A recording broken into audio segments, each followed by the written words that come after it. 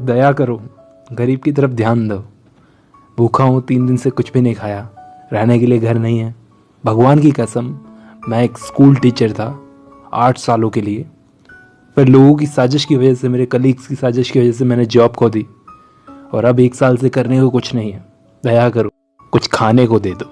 एक advocate Sergei उसके फटे पुराने कपड़ों की तरफ देखता है, भिखारी की तरफ देखता है। हल्के पीले रंग का उसने ओवरकोट पहन रखा था, उसकी डल शराबी वाली आंखें, गालों पे लाल स्पॉट। उसे देखकर लग रहा था जैसे वो पहले भी कहीं देखा देखा है। वो भिखारी बोला, साहब मुझे आलूगा से एक ऑफर आया एक पोजीशन के लिए, लेकिन मेरे पास पैसे नहीं है वहां जाने के लिए, मेरी मदद करो। मुझे मांगते हुए शर्म तो आ रही है, लेकिन क्या करूं, मेरे हालातों ने मुझे मजबूर कर रखा है। हालातों की वजह से यहाँ पर मैं भीख मांग रहा हूँ। वैसे मुझे शौक नहीं है भीख मांगने का। उस एडवोकेट ने उसके शूज की तरफ देखा, जूतों की तरफ देखा। एक शू तो ऊंचा था, एक नीचा था। तभी उसको याद आया कुछ। वो बोला भिखारी को, ओए इधर देखना, इधर देखना, मैं तुझसे कल या परसों मिला हूं साडेविया स्ट्रीट में। तब तू मुझे बोल रहा था तू एक स्टूडेंट है, कुछ याद आया? मेरे माथे पर कुछ लिखा हुआ है या मैं शक्ल से तुझे? नहीं नहीं, मैं वो नहीं हूं। वो एक कदम पीछे जाता हुआ, लड़खड़ाता हुआ बोला। धीरे बोलने लगा, जैसे झूठ साफ दिखता है जब कोई बोलता है तो। मैं तो सच में एक स्कूल टीचर हूं साहब, चाहो तो मेरे पेपर देख लो। चुप कर, एडवोकेट गुस्से में बोला। झूठ मत बोल, नहीं तो अभी पुलिस को बुलवाऊं। बोल, बुलवाऊं? अब के पुलिस की धमकी मिलने के बाद उसने सीने पर हाथ रखा अपने और बोला, हाँ साहब मैं झूठ बोल रहा था, और उस दिन भी आपसे झूठ ही बोला था। मैं कोई स्कूल टीचर नहीं हूँ, ना कोई स्टूडेंट हूँ, सब झूठ है। दरअसल मैं गाना गाता बजाता था, म्यूजिशियन हूँ। मेरे शराब पीने की गंदी आदत की वजह से मेरे ग्रुप ने मुझे बाहर निकाल दिया। तो अब आप मुझे बताओ मैं क्या करूँ? अब मैं किसी को बताऊंगा कि शराब की हैबिट की वजह से मेरी जॉब गई है, तो कोई मुझे काम भी नहीं देगा, पैसा भी नहीं देगा, तो मैं कुछ नहीं कर सकता, मुझे झूठ बोलना पड़ता है। अगर मैं सच बोलूंगा तो मुझे कोई कुछ नहीं देगा। आप बताओ अब मैं क्या करूं? क्या करूं? पूछ रहा है क्या करूं? काम कर, काम कर सकता है ना, हाथ पैरों में जंग तो नहीं लगी हुई। काम ये तो मैं भी जानता हूं साहब, लेकिन काम देगा कौन मुझे? मैं देता हूं, बोल करेगा क्या काम? लकड़ी काट लेगा मेरे लिए? सर मैं मना तो नहीं करूंगा, लेकिन आप मुझे क्यों चुन रहे हैं लकड़ी काटने के लिए? आज आप जानते हैं कि लकड़ी काटने वाले कितने सारे बेरोजगार बैठे हैं। अच्छे, मुझसे ज्यादा वुड कटर्स आपको मिल सकते हैं। तू काटेगा या नहीं ये बता। हाँ मैं काट दूंगा। बहुत बढ़िया, चल मेरे साथ। और इतना कहकर वो एडवोकेट उसे अपने साथ घर में ले आया। घर में घुसते ही वो अपने हाथों को मसलता हुआ अपने कुक को किचन से बुलाता है, ओल्गा को। ओल्गा, यहाँ पर इन जेंटलमैन को ले जाओ, लकड़ी दिखाओ जो इनको काटनी है। तो वो कुक के पीछे पीछे चला गया, वो ले गई उसे। अब उसकी चाल को देखकर लग रहा था उसे ये काम करने में कोई इंटरेस्ट नहीं है। भूखा था, काम की जरूरत थी, लेकिन इस टाइप का काम ये नहीं करना चाहता था, क्योंकि वैसे ही भूखा है, जान तो है नहीं, करेगा क्या। बोलते बोलते कुछ ज्यादा बोल गया, अपने ही बोले हुए वर्ड्स के जाल में फंस गया और यहां पर पहुंच गया। एक बात और थी, उसकी सारी ताकत तो उसकी शराब पी गई थी, बड़ा अनहेल्दी था, तो वो करेगा क्या? तो उससे ये काम हो सकता था ना, वो करना चाहता था।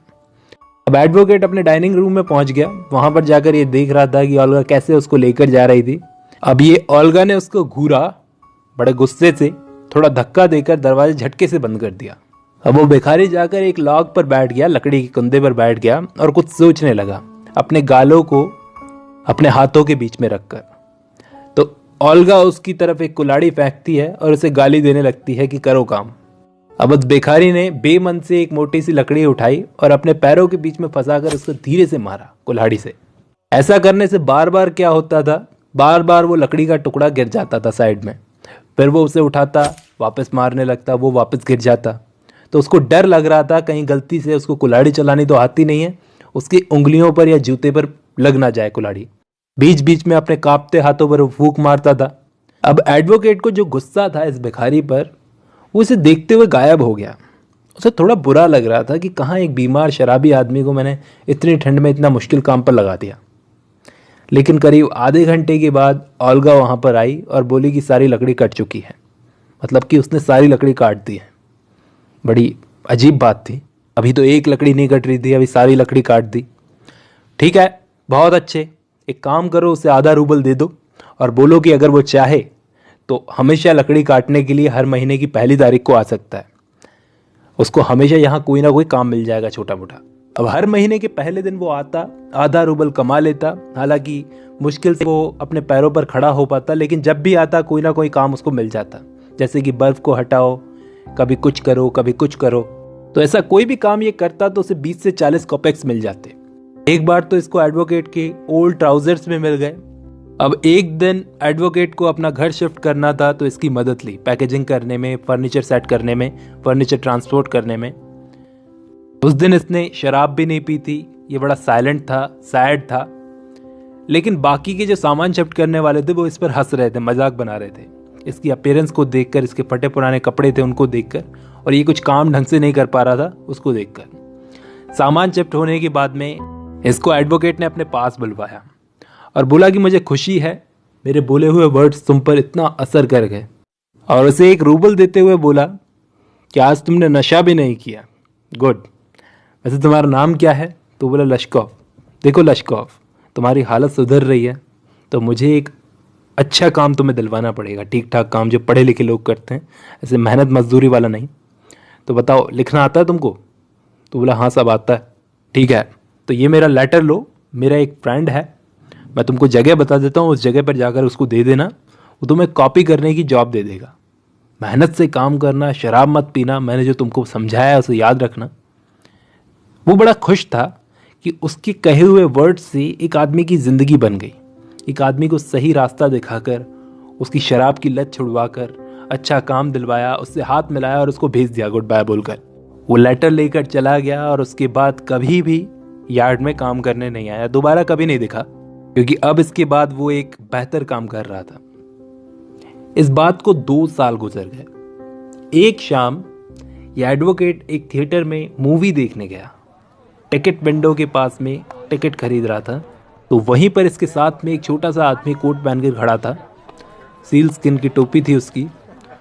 वो टिकट बेचने वाले से गैलरी की टिकट मांग रहा था, पैसे उसने कॉपर के कॉइन्स दिए उसे। अरे Lashkov, is that you? What a surprise, कैसे हो, क्या कर रहे हो, कैसा चल रहा है सब कुछ? वो बोला सब सही है, मैं नोटरी बन गया हूँ, लीगल डॉक्यूमेंट्स का जो काम करते हैं, हर महीने 35 रूबल्स तो कमा लेता हूँ। वाह बहुत अच्छे, गॉड ब्लेस यू।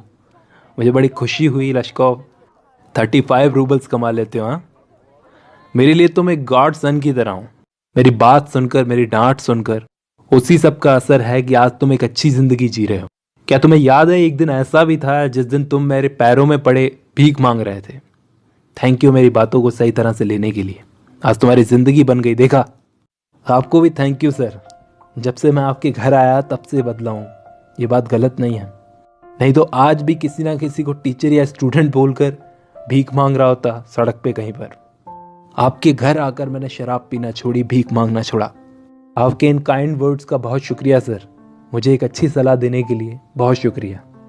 लेकिन एक चीज़ मैं आपको और बताना चाहता हूँ, आपकी जो कुक है ना ओल्गा, वो बहुत ही अच्छी वुमेन है सर। सच ये है कि ओल्गा ने मेरी ज़िंदगी में चेंज करने में बहुत बड़ा रोल प्ले किया है, मेरी ज़िंदगी बचाने में। उसने पूछा कैसे? जब मैं आपके घर आता था लकड़ी काटने के लिए तो वो मुझे बोलती थी कि तुम बिल्कुल बेकार हो, तुम्हारा फ्यूचर खराब है। जब उसने मेरी हालत देखी ना, बहुत सैड हो गई। मैंने उसको मेरे लिए रोते हुए भी देखा है सर, उसमें मेरे लिए सिंपैथी थी, मैंने देखी है। वो हर वक्त मुझे कुछ ना कुछ बोलती रहती थी, मेरे लिए वो तकलीफ उठाकर वो लकड़ियाँ काटती थी, और मुझे तो ऐसे ही पैसे मिल जाते थे। ये सब बातें मुझे फील होने लगी। आप सोचो, मुझ जैसे इंसान को ऐसी बातें फील होने लगी। इन्हीं सब चीज़ों की वजह से मुझे लगा कि नहीं, अब मुझे खुद को बदलना है।